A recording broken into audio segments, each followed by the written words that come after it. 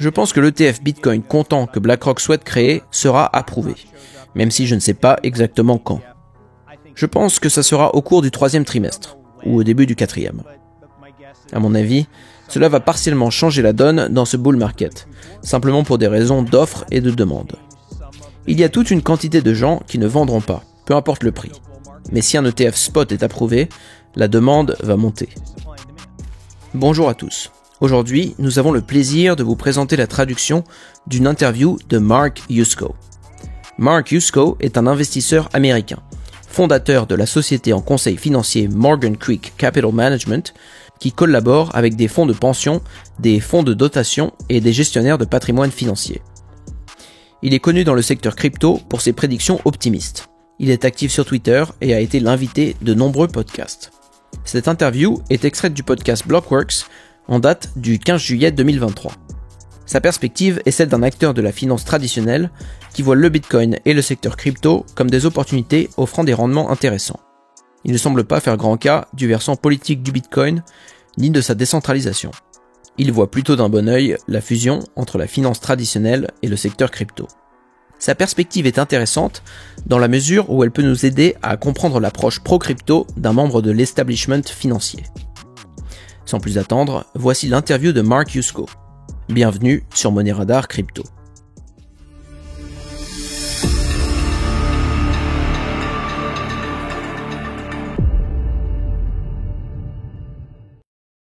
Je pense que le printemps crypto s'est achevé en juin 2023. Je pense que le signal du début de cette période a été donné aux alentours du 15 juin 2022, lorsque nous avons eu une première chute qui a été suivie quelques mois plus tard par le creux résultant de la débâcle de FTX, puis par les hausses début 2023 qui marquent bien cette période de printemps. Aujourd'hui, certaines personnes regardent la situation et disent « Nous avons eu ce grand rallye entre décembre et juin. Est-ce que ça ne serait pas ça, l'été crypto dont on parle ?» À mes yeux, non, ce n'est qu'un début qui nous a permis de revenir à l'équilibre par rapport à l'année précédente. Je pense que nous nous dirigeons vers un véritable été crypto. Ce que je désigne par ce terme, c'est le moment où l'attention des marchés se tourne vers le prochain halving. Je pense qu'au cours de la période qui nous sépare du halving, nous allons lentement monter vers un prix qui représente mieux la juste valeur du secteur des crypto-monnaies. Mais quelle est cette juste valeur ? Avec un modèle basé sur la loi de Metcalfe, je dirais que la juste valeur des bitcoins se situe aux alentours de 55 000 $. Je pense donc que nous allons progressivement nous acheminer vers ce prix, ce qui piquera à nouveau l'intérêt des spéculateurs. Si nous passons de 30 à 55, beaucoup de gens sentiront la FOMO et se diront que le prix va repartir en flèche. Les commentateurs du marché parleront de potentielles hausses à des prix dans les centaines de milliers de dollars, ce qui nous amènera sans doute à un sommet spéculatif en 2024, qui à son tour posera les jalons de la prochaine chute et du prochain hiver crypto. Ce que je remarque à propos du cycle quadriennal, qui comme son nom l'indique se répète tous les 4 ans, est qu'il a tendance à se dérouler plus ou moins de juin à juin. Suivant cette analyse, nous avons traversé le printemps crypto entre juin 2022 et juin 2023. Donc, de juin 2023 à avril-mai 2024 environ, on devrait assister à l'été crypto. Ensuite, nous aurons une période de sommet spéculatif entre mai 2024 et avril-mai de l'année suivante, puis nous entamerons les prochaines baisses quand l'espace sera à nouveau très leveragé. D'ailleurs, à ce sujet, je pense qu'on ne sera pas aussi leveragé dans ce cycle qu'on l'a été dans les précédents, et cette baisse relative de l'endettement des investisseurs se traduira par des pics qui ne seront probablement pas aussi hauts. Quand on y réfléchit, il y a 2 cycles, la capitalisation totale du secteur crypto a été multipliée par 40, ce qui est énorme. Lors du cycle précédent, elle a été multipliée par 20. Dans ce cycle, je pense donc que l'on peut s'attendre à un décuplement. Et étant donné que nous avons déjà vu une hausse de 100%, on peut à mon avis s'attendre à un quintuplement. Je pense donc qu'un prix de l'ordre de 150 000 $ par Bitcoin est envisageable. Cela fait longtemps que je dis, en fait depuis plus d'1 an, qu'il n'allait y avoir aucune validation d'ETF Bitcoin comptant, bien que des acteurs comme les Winklevoss, comme Arca et DCG aient tous soumis des demandes. C'était sûr qu'elles allaient être rejetées, c'était couru d'avance. La seule société qui, selon moi, avait une chance dans ce domaine était BlackRock. C'est ce que je dis depuis un moment. Pourquoi cela ? Parce qu'elle fait partie du cercle restreint de l'establishment de la finance mondiale. Quelle surprise qu'ils publient leurs demandes maintenant, et qu'elles coïncident exactement avec le début de ce que j'appelle l'été crypto. Je pense que l'ETF Bitcoin comptant que BlackRock souhaite créer sera approuvé, même si je ne sais pas exactement quand. Je pense que ça sera au cours du 3e trimestre, ou au début du 4e. À mon avis, cela va partiellement changer la donne dans ce bull market, simplement pour des raisons d'offre et de demande. Il y a toute une quantité de gens qui ne vendront pas, peu importe le prix.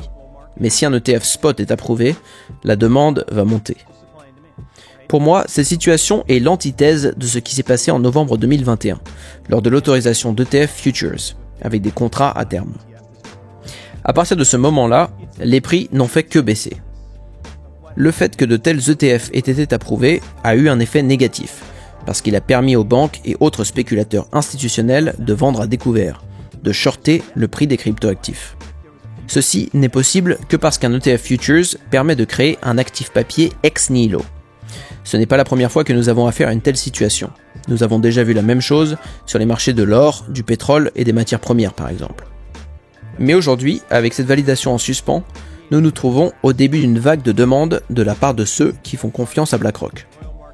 Cela pourrait représenter un choc de demande de dizaines de milliards, voire potentiellement de centaines de milliards. De nombreuses institutions seront prêtes à investir dans le Bitcoin si elles le font à travers Larry Fink et BlackRock. À ce jour, BlackRock a déposé 576 demandes d'ETF et 575 d'entre elles ont été approuvées.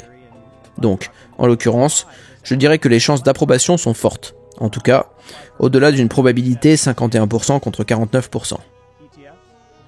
Pour tout vous dire, je pense que c'est une affaire réglée, et je pense que cela a été depuis des années.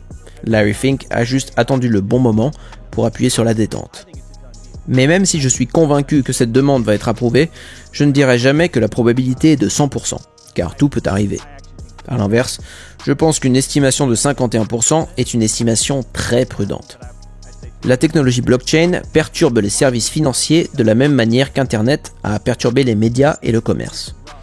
Nous disposons maintenant d'un système de comptabilité en partie triple et d'un registre immuable recensant la vérité. Si l'expéditeur dit 100, que le destinataire dit 100 et que le registre dit 100, alors on est tous d'accord pour dire que c'était 100, sans fraude et sans malversation possible. C'est un système qui ne nécessite aucune confiance. En fait, il n'y a même pas besoin que les acteurs se connaissent. Ils peuvent simplement effectuer des transactions de pair à pair, à l'échelle mondiale et de manière instantanée. Plus besoin d'or dans un coffre-fort, plus besoin d'argent papier, le futur semble radieux. Mais l'establishment financier se dit « Hé, attendez une minute, nous n'aimons pas ça. Nous ne voulons pas nous séparer de nos 7 trillions de dollars par an, de nos 6 à 8% du PIB mondial. Tout ça, nous voulons le garder. » Dans ces conditions, il n'est pas du tout surprenant que les régulateurs manipulent le système de manière à rejeter l'arrivée de perturbateurs venus s'approprier une partie de ces 7 trillions. Mais aujourd'hui, la différence est que BlackRock, qui fait partie du groupe, dit « Percevoir des frais de 1% par an sur un ETF comptant nous intéresse. Faites-nous confiance à nous et pas à DCG et aux autres outsiders. » Maintenant, je pense que la prochaine chose qui va arriver est que leur ETF va être approuvé. Et donc, que devrions-nous faire dans le secteur crypto? Doit-on les accueillir? Pas vraiment, il me semble. Mais d'un autre côté, devrions-nous nous réjouir d'avoir un système qui fonctionne mieux et qui en fin de compte nous permet de réduire certains coûts et de pouvoir économiser un peu? Bien sûr. Et quelle forme la prochaine étape d'adoption prendra-t-elle chez les personnes normales?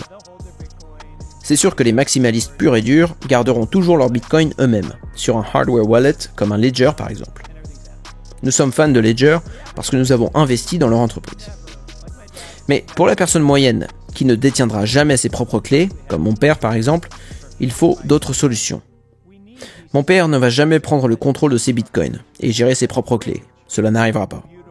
Il est parfaitement heureux à Coinbase et il serait parfaitement heureux d'acheter un ETF. C'est pour ça que nous avons besoin de ces plateformes CeFi, ces structures financières centralisées. Elles nous permettront de construire un pont vers un magnifique avenir décentralisé. Tout ça pour dire que nous ne devrions pas célébrer la candidature de BlackRock, mais que nous devrions quand même les accueillir et nous réjouir du fait que davantage de participants vont désormais pouvoir entrer dans l'ère numérique.